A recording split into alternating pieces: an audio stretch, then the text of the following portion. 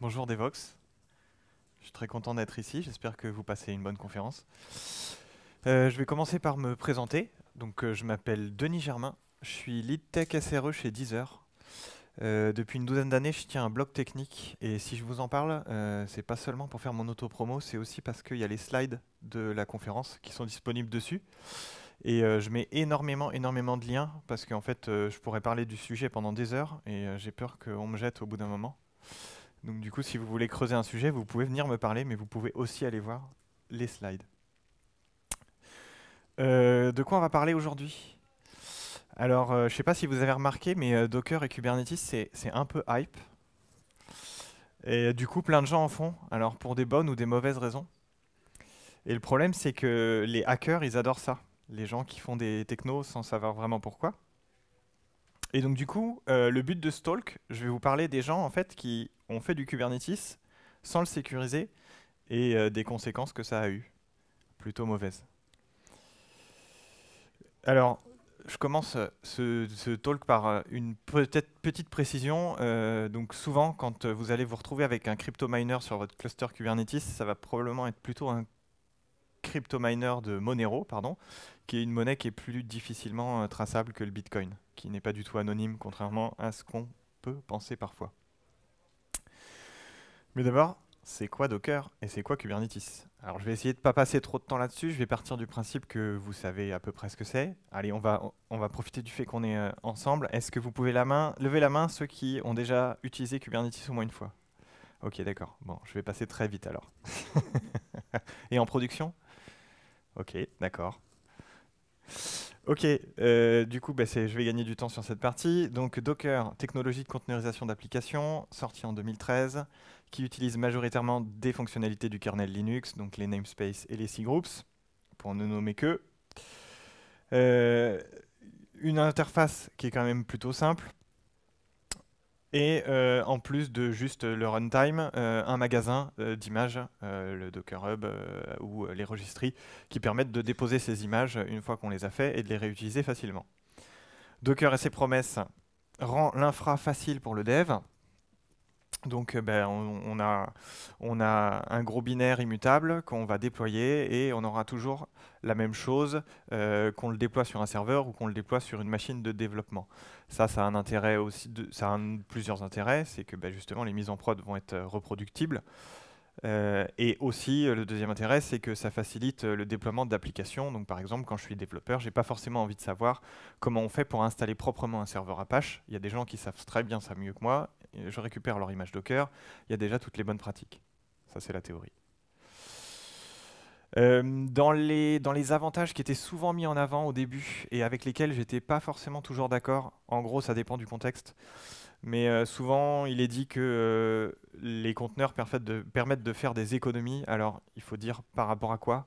Donc souvent, on l'entendait par rapport au VM, parce qu'il n'y a pas l'overhead du système en termes de RAM, en termes de disque, en termes de CPU. Dans la pratique, il n'y a quand même pas très souvent des gros gains, sauf à lancer des milliers de conteneurs de toute petite taille. Et encore, là aussi, on pourrait en débattre. Un autre point qui a été mis souvent en avant, c'est la sécurité. Alors là encore, par rapport à quoi? Oui, effectivement, des conteneurs, c'est un peu plus isolé en termes d'isolation d'application par rapport au fait où si vous installiez plusieurs logiciels, comme j'ai pu le faire dans des vies passées, donc front, back et base de données sur la même machine. Mais c'est pas ouf et on en reparlera quand même. Donc ça, c'est ce qui a fait, dans les grandes lignes, la renommée et la fulgurante ascension de Docker. Sauf que moi, je retourne un petit peu à la réalité. En gros, on a réinventé un concept qui existait déjà, hein. Les conteneurs Linux, ça existait déjà. On peut remonter même encore plus loin avec les jail BSD. Ce que Docker a apporté, en fait, finalement, c'est la facilité d'utilisation, puisque les gens qui faisaient des conteneurs Linux, comme je viens de le dire, il y en avait déjà. Mais là, on se retrouve avec des commandes très simples pour déployer des logiciels de manière très simple, et on se balade avec des très gros binaires. Sauf que moi, le problème que j'avais avec Docker, et j'étais assez critique à l'époque, c'est qu'à l'époque, en tout cas, Docker ne gérait pas vraiment la haute disponibilité, la tolérance de panne et la gestion des droits d'accès. toutes les choses qu'on me demandait à moi en tant qu'ingénieur système d'être garant et que certains développeurs s'en contrefichaient un petit peu. Donc ça, c'était mon problème. Rapidement, les gens se sont rendus compte que ça allait pas être possible, que j'étais pas le seul à dire ça. Est arrivé alors Kubernetes. Donc Kubernetes, c'est quoi? C'est un orchestrateur de conteneurs. C'est un outil qui est inspiré d'un outil interne de chez Google, qui a été donné à la CNCF, donc qui est une fondation qui a été créée spécifiquement pour accueillir la cloud native, les outils cloud native, qui est un spin-off de la Linux Foundation, et qui a été open sourcé par Google en 2015 pour damer le pion à Docker, entre autres. Quel est le principe de Kubernetes? C'est que tous les aspects infrastructure, en fait, on va les abstraire. Tout ce que le développeur n'a pas envie de gérer, donc toute cette fameuse haute dispo, déploiement d'applications sur plusieurs serveurs pour faire ça proprement, etc. Donc on va se retrouver avec des API et du YAML. Beaucoup de YAML. Donc je vous ai fait une architecture simplifiée, mais si vous connaissez Kubernetes, c'est pas la peine que j'insiste trop là-dessus. Donc on a des workers sur lesquels nos applications sont réparties. On va mettre devant des load balancers qui sont appelés des services, et on va y accéder depuis l'extérieur avec des ingresses. Tout ça, c'est géré de manière automagique par Kubernetes et ses composants. Donc, les API vont nous cacher toute cette mécanique qui nous permet de déployer et de maintenir à l'échelle nos applications. Le problème, c'est que des API, il y en a beaucoup. Donc, rien que pour la gestion des applications, on a le pod, le deployment, le replica set, le daemon set, le stateful set. Pour tout ce qui est gestion d'accès et des droits, on va avoir le role binding, le cluster role binding, le service account. On pourrait aussi parler des secrets. Il y en a plein. Et ça, c'est juste l'API standard. Moi, sur un cluster de prod que j'ai déployé il n'y a pas longtemps, j'ai compté, il y en a 70. Donc, c'est pas le plus user-friendly du monde. Et en plus de ça, en plus du fait qu'on ait beaucoup d'API à connaître, Kubernetes utilise du YAML. Et là où le développeur était content, parce que pour lancer un serveur web de type Nginx, on avait juste à faire un Docker run Nginx. Et bien là, dans Kubernetes, on se retrouve avec une tartine de YAML. On devient tous des YAML engineers. Et encore là, l'application, elle n'est même pas accessible sur Internet. Là, c'est juste la partie déploiement. Qu'est-ce qui pourrait mal se passer? Alors là, ça c'est pas un point qui est particulièrement lié à Kubernetes, mais si vous suivez un petit peu l'histoire de l'informatique en production, entre guillemets, à chaque fois qu'il y a des gens qui savent pas trop utiliser un outil, ils se disent c'est pas grave, il y a une UI de management pour l'utiliser. Donc du coup, super, c'est facile, on l'installe, on fait des clics-clics et ça fonctionne. Et le problème, c'est que ces gens-là, ils ont tendance aussi à les exposer sur Internet, ces UI. Donc on pourrait citer PHPMyAdmin, Tomcat Manager, les gens qui laissent le mot de passe par défaut, je crois que c'est juste Manager, donc c'est pas mal, Admin Manager, de mémoire, Webmin pour gérer les serveurs Linux, etc. Donc voilà, donc les gens ont l'habitude de laisser des interfaces de management sur Internet et souvent ça finit très mal. Et pourtant, même en sachant ça, qu'est-ce qu'ont fait nos amis de chez Tesla en 2018? Alors c'était sur un petit cluster et il n'y avait pas beaucoup d'impact, mais ils se sont retrouvés avec une UI de management, donc le dashboard officiel de Kubernetes, sur Internet. Et même pire que ça, elle n'était même pas protégée par un password. Donc en gros, ben, y a des gens qui ont fait un petit coup de chaudane, ils ont vu qu'il y avait une UI Kubernetes qui était ouverte, puis qu'est-ce qu'ils ont fait? Ben, ils ont été parcourir un peu les secrets, ils ont récupéré 2 buckets S3, et puis ils sont allés défacer une partie des données de production de Tesla. Pas cool. Donc la moralité, quand vous sortez sur Internet, sortez couvert. Mon conseil, parfois un peu extrémiste, et il faut souvent que je l'explique pour que ça passe mieux, la console, le dashboard officiel de Kubernetes, moi je conseille de ne pas le déployer si vous ne l'utilisez pas, de carrément pas le déployer du tout. Et si jamais vous voulez vraiment le déployer, ne l'exposez pas sur Internet. Avant, historiquement, les cloud providers l'activaient par défaut. Maintenant, ils ne l'activent plus par défaut. C'est pas pour rien. Et donc, du coup, la solution que je propose en alternative, c'est d'utiliser donc Si vous êtes amateur de CLI, vous pouvez tout simplement faire du kubectl, c'est fait pour. Mais si vous préférez quand même avoir des UI, vous pouvez utiliser des interfaces graphiques pour Kubernetes qui sont locales et qui utilisent vos droits à vous.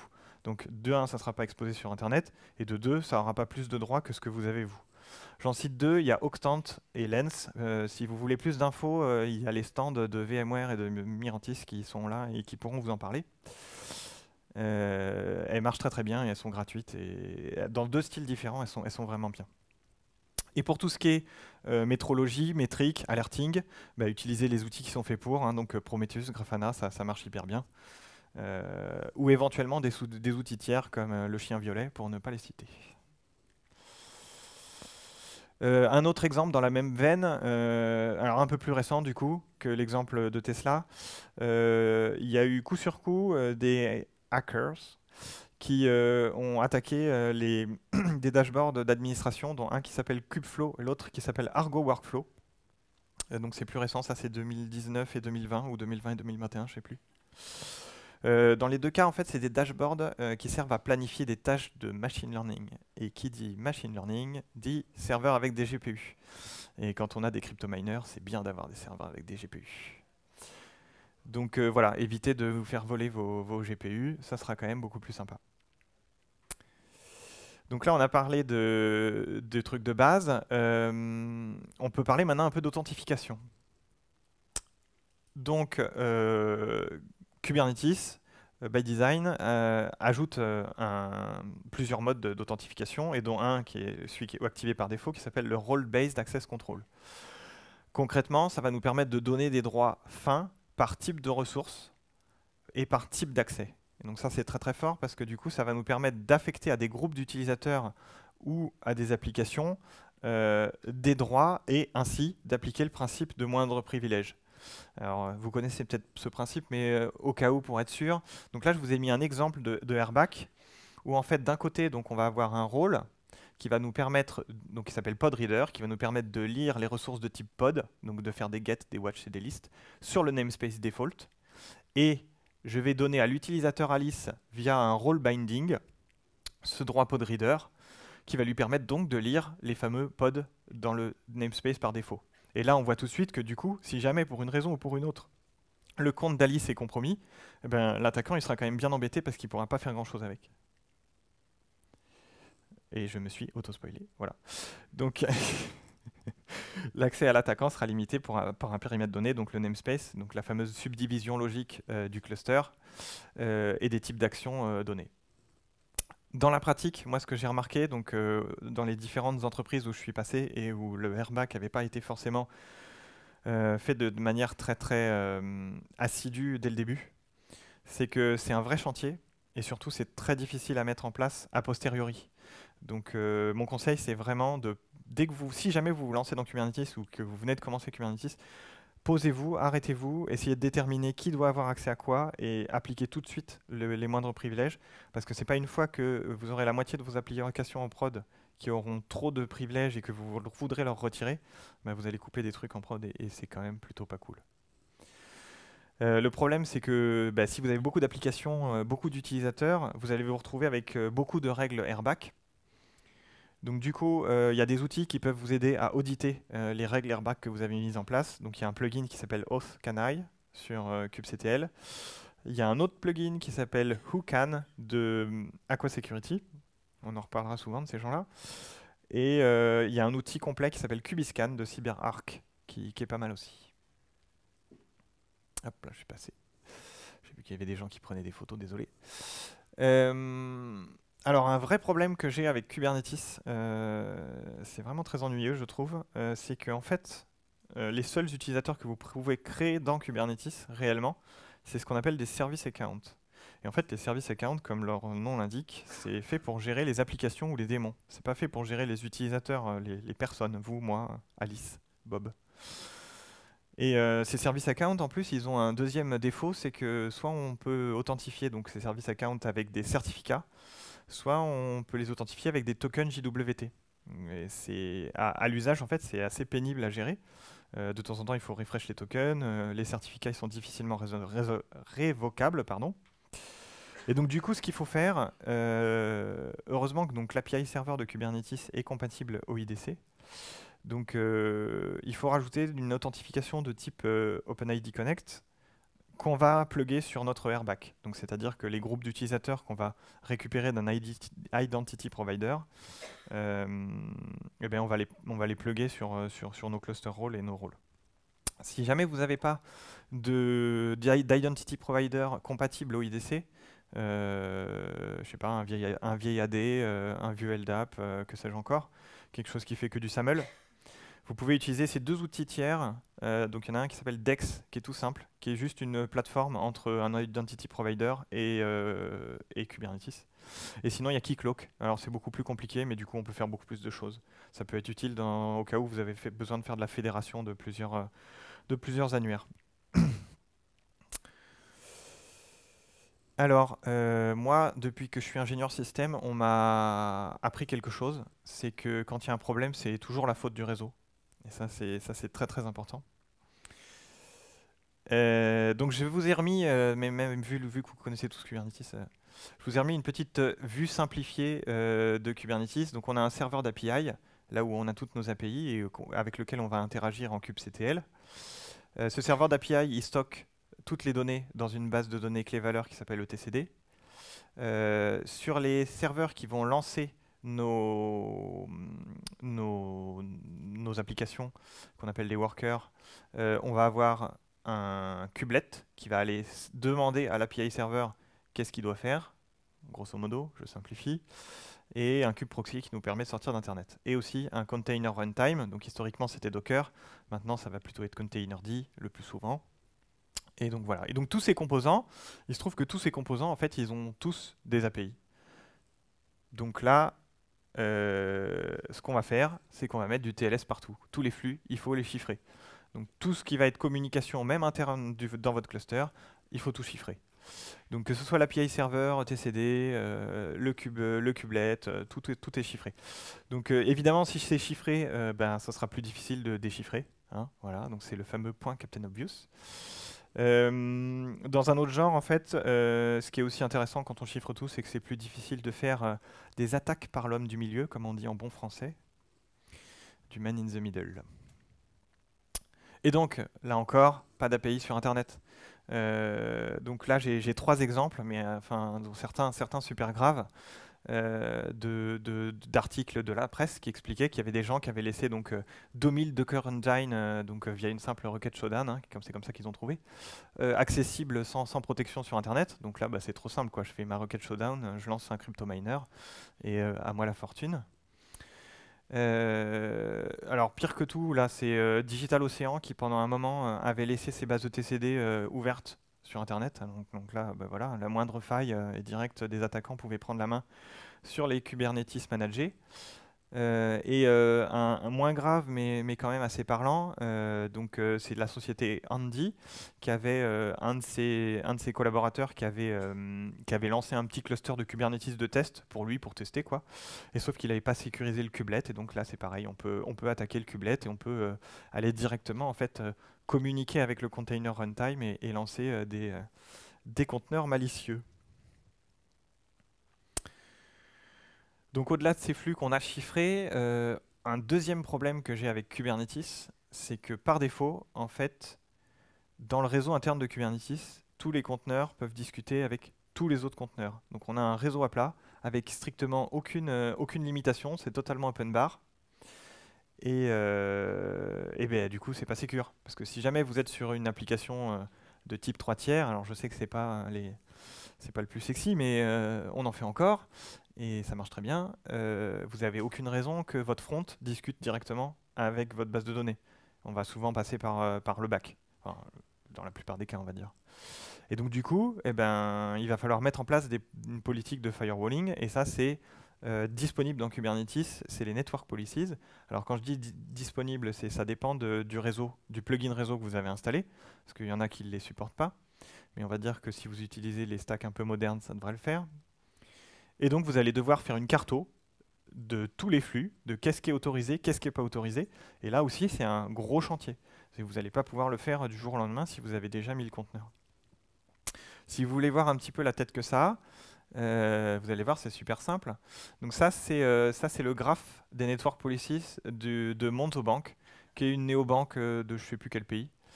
Donc elle avait 1500 microservices en production, voilà, et puis ils ont fait un graphe pour voir ce que ça donnait, et c'est horrible. Mais c'est ça qu'il faut faire. Voilà. Et si jamais vous trouvez que c'est encore pas assez compliqué, vous pouvez aller jusqu'au service mesh. Donc qu'est-ce que c'est qu'un service mesh? Donc c'est une brique logicielle qui va nous permettre de déléguer beaucoup d'aspects réseau et sécurité donc de vos conteneurs pour éviter de recoder 15 fois la gestion du TLS, 15 fois la gestion du monitoring, etc. Donc ça, vous pouvez tout déléguer à une brique qui s'appelle un service mesh. Donc c'est génial. Je l'ai déjà dit, ça fait le TLS, ça fait le monitoring, ça permet de faire le firewalling au même titre qu'on pouvait le faire avec les network policies, ça permet de faire les ACL, on peut même faire des analyses en temps réel d'éventuelles attaques avec du forensics, de la DDoS mitigation, c'est génial. Le problème, c'est que c'est des boîtes noires, c'est hyper compliqué. C'est quasiment un job à temps complet, je pense, voire pour plusieurs personnes. Donc voilà, il faut vraiment en avoir besoin pour y aller. Ça fait d'autres trucs aussi. On peut faire du Canary, du AB, enfin bon, bref. C'est un job à part. On a sécurisé le réseau, on n'a pas d'API disponible sur Internet. Maintenant, il va quand même falloir sécuriser les conteneurs. Parce que je ne sais pas si vous vous souvenez au début, mais je vous ai dit que les conteneurs, c'était pas parce qu'on était dans un conteneur qu'on était vraiment beaucoup plus sécure que quand on mettait tous les process sur la même machine. Alors là, j'ai mis un petit tweet de Chris Nova qui recense la totalité des CVE qui sont sortis dans les 4 derniers mois, qui permettent à un attaquant de sortir d'un conteneur et de se retrouver sur la machine haute, donc sur le node. Et encore, quelques tweets après, elle disait « Ah mince, j'en ai oublié ». Donc voilà. Bon, on peut se moquer des CVE sous Linux, mais moi j'aime bien me moquer aussi de Microsoft. Il n'y a pas longtemps, il y a le premier malware qui visait des workloads Kubernetes sur des serveurs Microsoft, parce que c'est possible de faire des workloads conteneurisés sur Microsoft pilotés par Kubernetes. Donc il s'appelle Sealoscape. Et là où c'est hilarant, et là où je vais taquiner un peu mes amis au drapeau quadricolore, c'est qu'en fait, historiquement, le chercheur en sécurité, quand il a dit j'ai découvert une faille, déclaré une CVE, il y a Microsoft qui a dit non, c'est pas une faille. Nous, on considère que les conteneurs dans Microsoft, c'est pas une barrière de sécurité. Donc du coup, comme c'était pas une barrière de sécurité, c'était pas une faille si on pouvait en sortir. Bon, au-delà de la blague, bon, ils ont fini par accepter que c'était bien une CVE, hein. Mais au-delà de la blague, ça montre bien que c'est pas une barrière de sécurité en fait, le conteneur. Du coup, pour la même raison, il ne faut pas qu'on exécute des conteneurs en tant que root. Puisque sur Linux, si jamais je lance un processus dans un conteneur en tant que l'utilisateur root, en fait, en réalité, il est aussi lancé en tant qu'utilisateur root dans mon conteneur, sur mon hôte, pardon. Donc du coup, qu'est-ce que ça veut dire? Ça veut dire que si jamais mon attaquant il sort de mon worker, en gros, il est maître sur mon worker node, s'il sort de son conteneur. Et donc du coup c'est la fête du slip, autant considérer que tout le cluster est bon à jeter. Le problème c'est un point assez problématique, c'est qu'en fait c'est assez difficile d'avoir 100% des conteneurs d'un cluster Kubernetes qui ne tournent sans route. Il y a beaucoup de logiciels, notamment les stacks techniques qui permettent, les composants techniques qui permettent de faire fonctionner Kubernetes. Les outils de logging, par exemple, qui ont besoin d'avoir root pour lire les logs ou ce genre de choses, qui ont besoin de root. C'est très très compliqué. Et je vous mets un petit talk de la KubeCon 2018 de gens qui justement avaient essayé d'aller jusqu'au bout de ce truc-là et qui avaient bien galéré. Pour récapituler un petit peu tout ce qui a été dit, on peut parler d'une faille qu'il y a eu dans une société qui s'appelle JW Player, qui avait acquis un logiciel de supervision qui s'appelle Wifscope. Et sauf qu'ils l'avaient déployé avec toutes les mauvaises pratiques possibles. Donc ils avaient, au lieu de le mettre dans un load balancer interne, ils l'avaient mis à dispo sur Internet, encore. Ils avaient utilisé le flag privileged, qui permettait donc de faire tourner les conteneurs en tant que root. Et pire que tout, ils avaient mis la totalité du root file system directement dans le conteneur. Comme ça, l'attaquant, une fois qu'il était dans le conteneur, il pouvait tout faire sur l'OS, quoi. Même pas besoin de sortir. Donc ça, il ne faut pas le faire. Et donc du coup, pour éviter que vous vous retrouviez avec ce genre de choses, en fait, comme Kubernetes permet de faire trop de choses, il y avait quelque chose qui s'appelait les pod security policies, qui permettaient justement de rajouter des politiques de sécurité pour dire bah, je veux pas que sur mon cluster, sauf exception, euh, tel conteneur soit lancé en tant que root ou tel conteneur ait le droit de monter la totalité du root file system, etc. Alors c'est deprecated depuis la 1.21. Du coup, il faut le remplacer par des outils tiers. Donc il y en a un qui s'appelle, il y a grosso modo que ces deux-là. J'exagère un peu, mais bon. Il y en a un qui s'appelle One Policy Agent, qui est pas uniquement dédié à Kubernetes, qui est plus généraliste, et Kyverno. J'ai testé les deux, OPA et donc Gatekeeper, la version Kubernetes. C'est un peu pénible à écrire. J'ai essayé récemment Kyverno, c'est quand même plus sympa. Donc on se retrouve encore avec du YAML, hein, parce qu'on adore le YAML. Et en gros, on va dire que j'ai pas le droit de lancer un pod si jamais j'ai pas tel label. Et donc du coup, bon, c'est quand même assez lisible et c'est assez extensible. Et sachant que la totalité des pod security policies sont déjà récupérables et implémentées dans les deux outils, donc là vous n'avez pas besoin de le redévelopper, c'est déjà dispo. Voilà. Qu'est-ce qu'on peut dire d'autre? Donc, on essaye de faire attention à ce qu'il y a dans nos conteneurs, bien sûr. Donc, le problème, c'est que des CVE, il n'y en a pas que sur le kernel Linux qui sortent. Il y en a qui sortent sur Node.js, .NET, Java, tout ce que vous pouvez imaginer. Et bah, le problème, c'est que ces conteneurs sur lesquels vous allez vous baser, donc ces fameuses images de base, parfois elles sont bourrées de failles, parfois les failles apparaissent au fur et à mesure, mais si vous ne les remettez pas à jour, bah, vous accumulez les failles au fur et à mesure. Et donc du coup, bah, si jamais vos développeurs se basent là-dessus pour créer leurs images, donc à partir de ces fameuses images de base, vous n'avez même pas encore écrit la moindre ligne de code que vous avez déjà plein de failles. Donc ça c'est assez ennuyeux. Donc pour éviter ça, on peut utiliser des outils qui vont nous faire une analyse statique au moment du build ou au moment du stockage dans la registry. J'en ai cité quelques-uns. Voilà, donc plutôt clair et encore, c'est bien pour tout ce qui est les chaînes de CI/CD. Trivi c'est plus one shot à la main, même si ça marche aussi. Encore Aqua Security, Trivi. Concrètement, ça ressemble à ça. Voilà, on va se retrouver avec une interface graphique avec des quality gates qui sont bloquants ou pas sur l'intégration continue et dit telle image, non, elle n'est pas safe, elle respecte pas nos politiques, ça part pas en dev ni en prod. Après, donc là, c'est encore classique, hein, c'est des conseils classiques, mais qu'il faut aussi respecter quand on fait du Kubernetes. Donc, dès qu'on fait de l'informatique, en fait, en gros, bah, il faut limiter la plus possible la surface d'attaque. Donc ça va nous permettre d'éviter qu'un attaquant qui va prendre la main sur votre conteneur, il ait d'autres outils pour faire un rebond et faire des déplacements latéraux. Donc ça veut dire quoi? Ça veut dire le moins de dépendance possible. Ça veut dire ne surtout pas ajouter des binaires qui vont être très pratiques pour un attaquant. Au hasard, ping, traceroute, GCC. Voilà, ça on évite. On va utiliser, pour ce faire, on va utiliser ce qu'on appelle des multi-stage builds. Donc, c'est-à-dire que c'est dans un même Dockerfile, on va se retrouver avec une image avec plus d'outils. Donc, typiquement, si on fait du Java, on va avoir le JDK complet qui va être utile pour créer l'application en elle-même. Et après, une fois que le build est terminé, on fait une nouvelle image dans le même fichier où on drop toutes ces choses-là et on met que le JRE et le strict nécessaire pour fonctionner. Alors le problème, quand en entreprise je viens expliquer ça, on me dit oui mais tu comprends bien, nous comment on fait pour débugger? Ah oui, puisqu'en plus je dis qu'il faut pas mettre de shell. Le relou quoi.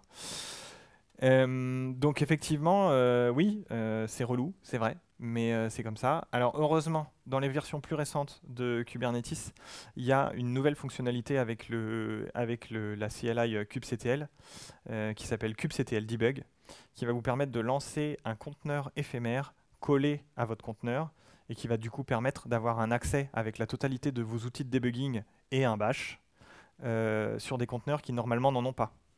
Et donc là, comme ça, on arrive à faire quelque chose de safe et qui convienne à tout le monde.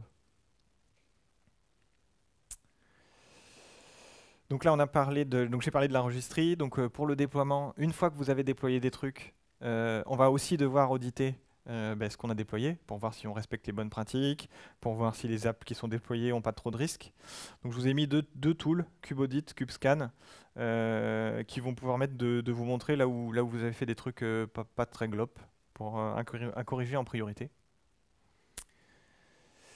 Et en plus de ça, on va rajouter, quand on a vraiment tout fait, de l'analyse en temps réel. Donc au même titre que sur nos serveurs, on a des IDS, des Intrusion Detection Systems, ou sur nos réseaux, on va avoir la même chose pour Kubernetes. Et donc, comme on est dans des conteneurs, c'est difficile d'outiller les conteneurs, comme on pourrait le faire par exemple pour des serveurs ou des choses comme ça.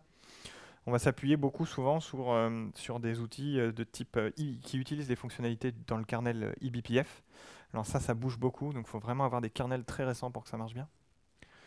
Et typiquement, les deux outils dont on parle le plus sur le marché, alors c'est surtout Falco, donc de sysdig à la base, mais aussi Cilium, qui permettent en fait, en temps réel, via des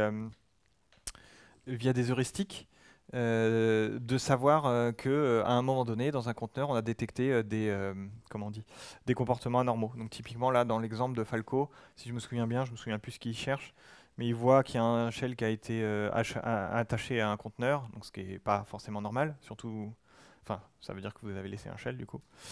Après, on voit que la personne fait un CP sur le fichier etc shadow pour aller le déposer dans le var 3w HTML.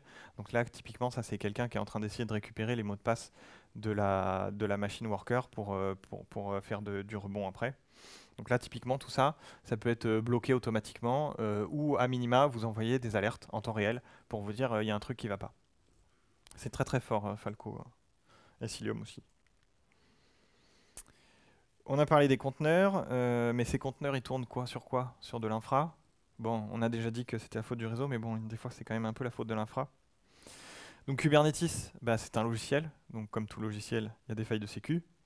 En 2019, ils s'y étaient attaqués, ils avaient commandé un audit du code de Kubernetes. Alors c'était qu'un subset, mais ils ont proposé de le généraliser à tous les composants qui rentrent dans la CNCF à partir d'un certain niveau, je ne sais plus lequel. Et déjà, juste cet audit a permis de déceler 37 vulnérabilités. Alors, c'était pas des très grosses vulnérabilités, mais bon, quand même. 37, c'est pas mal. Dans les failles de Kubernetes, bon, au-delà de ce dont j'ai parlé tout à l'heure, hein, donc ça, c'est les failles dans le kernel Linux+, qui permettent de sortir d'un conteneur. Dans les failles qui sont un peu connues et qui ont fait un peu de bruit, il y a la première faille sur l'API server qui a été découverte. Alors là, c'était la fête du slip. On pouvait envoyer une requête mal formée avec un curl et du coup prendre la main en admin sur le cluster Kubernetes. Donc ça, c'était vraiment horrible.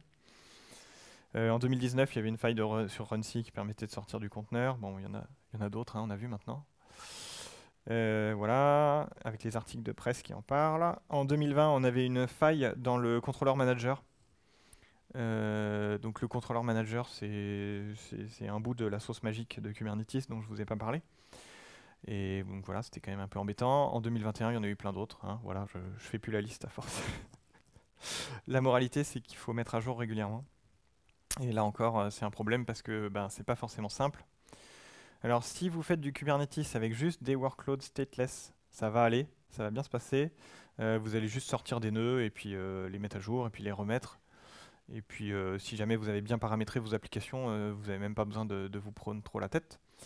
Le problème, c'est quand vous commencez à être en multi-région avec des bases de données distribuées et du stockage, là ça commence à être vraiment, vraiment touchy. Et il y avait un autre talk que j'ai vu à la KubeCon 2018 qui était vraiment bien, de Zalando, qui expliquait comment il faisait pour livrer de manière continue des clusters Kubernetes et donc de les maintenir à jour sans interruption pour les équipes. Il est très très intéressant ce talk, mais il montre à quel point c'est difficile de le faire. Et enfin, Trust Must Verify, la confiance n'exclut pas le contrôle, comme disait mon ami Lénine. Je vous ai mis deux outils d'Aquasec encore, KubeHunter et KubeBench, qui vont nous permettre de faire des scans de vulnérabilité, donc les trucs vraiment triviaux. Donc ça va être souvent les trucs dont je vous ai parlé plus haut, mais au moins vous aurez une vue synthétique. Et KubeBench, qui est un benchmark de type CSI. Bon, ça ne me parle pas forcément, mais dans la sécu, ça parle souvent aux gens. Et un autre outil qui s'appelle Armosec, qui s'appelle de Armosec, pardon, qui s'appelle Kubescape, qui est très très bien, qui est tout en un, qui prend en compte trois modèles des threat models. Je ne sais plus exactement comment on dit en français, mais en gros, c'est vraiment bien. Et ça vous donne en un seul dashboard, ça vous donne la totalité de plein de choses qui vont pas dans votre cluster. Donc il est très très bien fait, Kubescape. Voilà. Et maintenant, je crois que c'est bon. Je crois qu'on est safe. Donc du coup, j'ai parlé un peu vite. Bon. Il y a beaucoup de choses à sécuriser dans Kubernetes. J'ai piqué de cette slide à quelqu'un de chez VMware, mais je la trouve géniale parce que elle est quasiment exhaustive de toutes les bonnes pratiques qu'il faut vérifier qu'on fait quand on fait du Kubernetes. Donc voilà, there is a lot to secure. Et ma conclusion un peu plus personnelle, c'est un peu de la provoque, mais ce que j'ai l'habitude de dire, c'est ne déployez pas Kubernetes si vous n'en avez pas besoin, ou en tout cas pour de mauvaises raisons. Parce que sinon vous allez vous faire trouer tout simplement, et parce que vous n'aurez pas la capacité de mettre en place toutes ces bonnes pratiques, tout simplement parce qu'il y a trop de travail. Si vous avez la capacité de le faire, moi je conseille quand même de le faire. Si vous avez assez d'équipes et que vous avez vraiment des besoins en termes d'autonomie des développeurs, etc. Les plus grands fans de Kubernetes dans ma famille, c'est ma femme et ma fille, que je réveille pas en astreinte parce que quand il y a un problème sur le cluster, il s'auto-heal en fait. Donc je détaille ça un peu plus dans un billet d'humeur, parce que je m'étais un peu écharpé avec des gens sur Twitter, même si on a pu faire évoluer les avis des uns et des autres. Et donc, il y a beaucoup de choses à sécuriser dans Kubernetes. Donc, du coup, ce qui est important, c'est de former les ops qui vont gérer la plateforme. Mais il faut aussi former les devs. Et surtout, il faut sécuriser dès le début. Et je crois que c'est tout pour moi.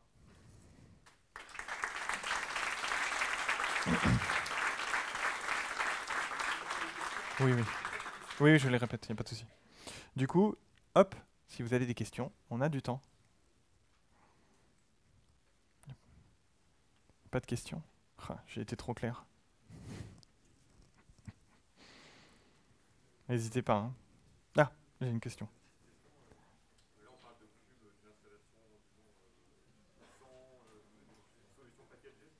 Oui, yes.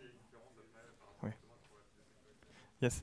Alors la question c'est, donc effectivement mon talk s'adresse surtout aux gens qui, enfin la totalité de ce que je montre s'adresse aux gens qui gèrent leur cluster Kubernetes eux-mêmes, les fous, un peu comme moi en fait. Il y a aussi des solutions managées, donc des Kubernetes as a service, j'en parlais, donc chez les cloud providers. Effectivement, il y a une partie des choses dont je parle ici, dont vous n'avez pas à vous soucier quand vous êtes chez un cloud provider. Après, les mises à jour, de toute façon, ils vont vous les forcer, donc c'est ce problématique, vous l'avez quand même, c'est même presque un peu pire parce que vous n'avez pas trop la main. Tout ce qui est problématique, donc effectivement, par contre, du coup, la mise à jour sera faite, donc au moins c'est un problème de moins. Mais tout ce qui est bonne pratique, le RBAC, l'authentification tierce, c'est des choses qu'il faut mettre en place. Les analyses les analyses des conteneurs et l'analyse en temps réel, c'est pareil. Ça ne sera pas forcément toujours fourni par le cloud provider, même si des fois sur les registries, il y a des petits scans, etc. Mais tous les outils dont je parle, quasiment, il y a quasiment besoin de tout avoir en fait. Donc oui, il y aura moins de travail, notamment pour la partie de gestion de l'OS, donc les mises à jour en fait, tout simplement. Mais vous aurez quand même beaucoup à faire, même en manager. Une autre question? On dirait que non. Écoutez, je vous souhaite une bonne fin de journée et une bonne journée demain de conf.